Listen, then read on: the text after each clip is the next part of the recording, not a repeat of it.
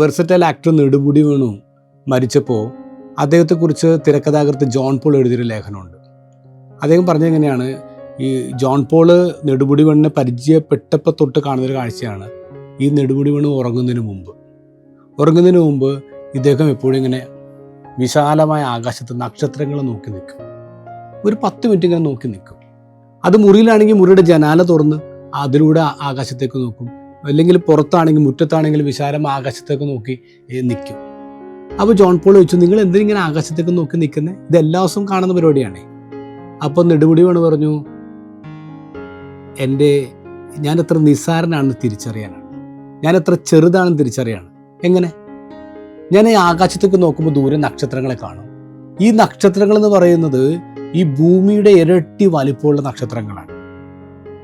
വളരെ ചെറുത് ഇവിടെ നോക്കുമ്പോൾ. ഇനി ആ നക്ഷത്രത്തിൽ നിന്ന് ഒരാൾ ഇങ്ങോട്ട് നോക്കുകയാണെങ്കിലോ ഈ ഭൂമി എത്രമാത്രം ചെറുതാണ്. അങ്ങനെ അത്ര ചെറിയ ഭൂമിയിൽ ഒരു പൊട്ടുപോലെ കണ്ടുപിടിക്കാൻ പറ്റാത്ത രീതിയിൽ ഞാനും. അപ്പം ഞാൻ എത്ര നിസ്സാരനാണ്. I'm too small, I'm too insignificant. ഇതാണ് നെടുമുടി കൊണ്ട് പറയണേ. അതുകൊണ്ടാണ് ആ മനുഷ്യന് വലിയ വലിയ മേഖലകളിലേക്കും അവാർഡുകളിലൊക്കെ മേടിച്ചപ്പോഴേക്കും വളരെ സാധാരണക്കാരനായിട്ട് ജീവിക്കാൻ പറ്റിയത്. നമ്മൾ ആരും തന്നെ ഭയങ്കര വലിയ ആൾക്കാരൊന്നുമല്ല.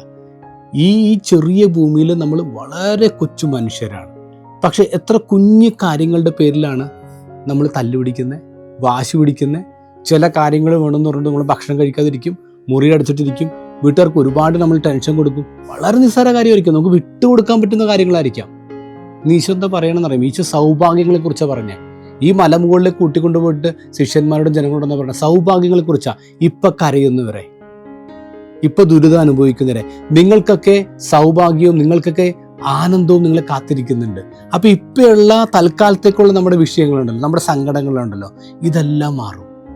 വേറൊരു തലത്തിൽ നോക്കുമ്പോൾ അതൊന്നും സങ്കടങ്ങളെ അല്ല എന്ന് മനസ്സിലാക്കും. അത് താൽക്കാലികമാണ്, ഇതൊക്കെ കടന്നു പോകുമെന്ന് മനസ്സിലാക്കുക.